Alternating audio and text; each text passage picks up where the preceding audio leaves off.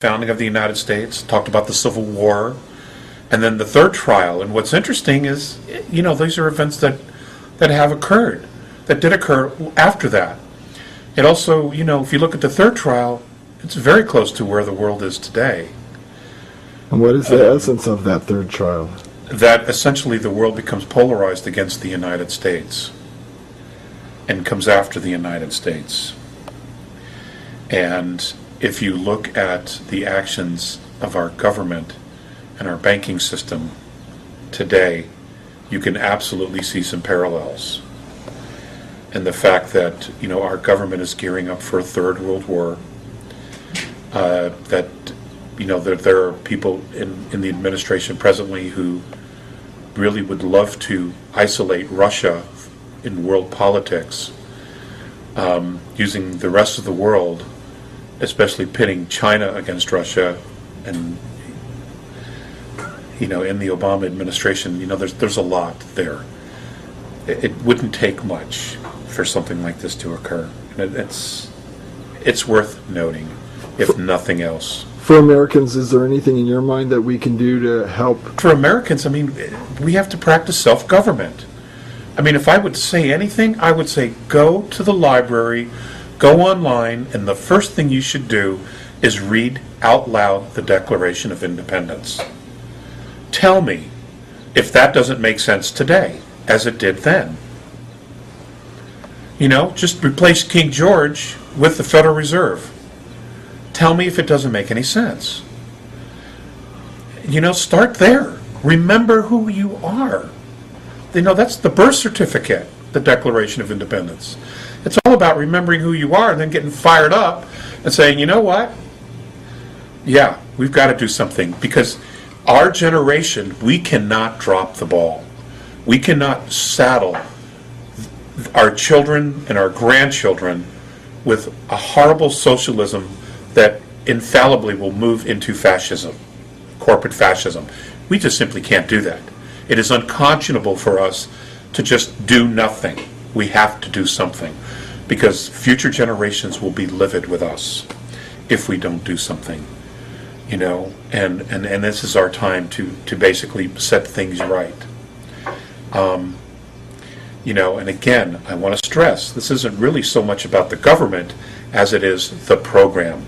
And the program is running over the entire world.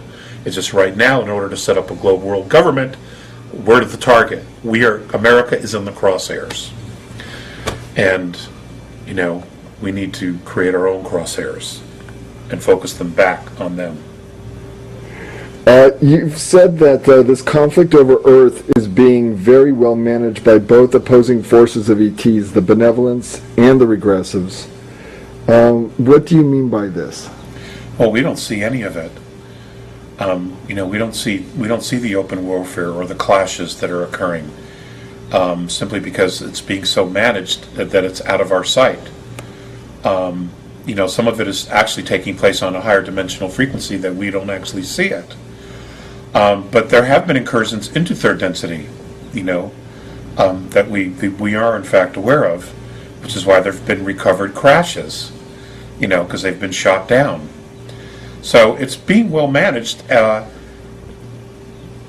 both sides, so both sides can do what they want to do, and at the same time we're being allowed to move in a specific direction. Okay, now I got a tough one here. We're not trying to contradict anybody else's belief system here. We're just speaking about the Andromedans. But according to the Andromedans, in our ancient past, Earth was moved by the Pleiadians. How did they do this? And why is this important? And also, why is it so controversial? What is so controversial? Well, the concept that the Pleiadians are imperfect, that they've made mistakes in the past. Well, they've all made mistakes. That's called growth. That's called maturity. You don't know the right things until you've done the wrong things. You don't know the path until you've experimented with different logic, different ideas, different philosophies, different methods of implementation, of thought and creation and worship. I mean, that's what life was created for. That's what physicality was created for, was to experiment, to enrich our lives with experience. And, to worship the extraterrestrials as our ancestors did in the very, very ancient past, it would be stupid. It would be the wrong thing to do. And the reason for that is this. Yes, they have incredible technology.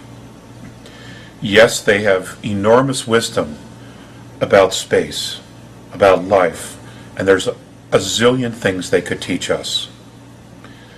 But they have gotten there the same way we're getting there, by making mistakes. That doesn't mean they're gods. That doesn't mean you bow down and you worship them.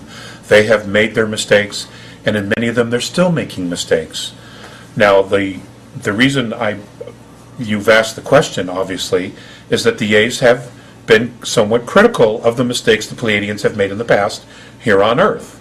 And one of the things that they have said to me was that the reason they're involved now is to help the Pleiadians step up, that they have an obligation to right some wrongs, that the situation that we're in because they did not fulfill a promise after Atlantis to protect Earth. They didn't do it. The Andromedans say that Earth was moved by the Pleiadians. Why would they do that? Let alone, how could they do that? Oh, that isn't difficult to do. I mean, it only takes several very large motherships where you form a grid around the Earth, and you can literally use the gravitational field and pull it or move it forward. I mean, that isn't difficult. Solar systems are built today by extraterrestrial races. They can do that. They can, bring moons that are just floating out in space and put them around planets. They can move planets closer, further. They can take an ice planet, move it closer to a star so that the ice melts and now there's water. They can do all kinds of things. This type of engineering, planeteer engineering, I don't know that there's actually a word for it, can be done and has been done. And it's the same here with Earth. There was a point where we were actually too close after a direct hit with another planet, and they were able to move it further away from the sun, which was a good thing. Okay, so this can be done, and that in itself was not necessarily a mistake. Okay, the mistake that many people make is that they think that because these extraterrestrials can come 100 million light years, 140, 230, 600 light years across the galaxy to Earth, that they have to be all-knowing and omnipotent. Absolutely not the case. It's just simply not the case. I mean, look at our own hidden space program. We know it exists, and they have remarkable technology.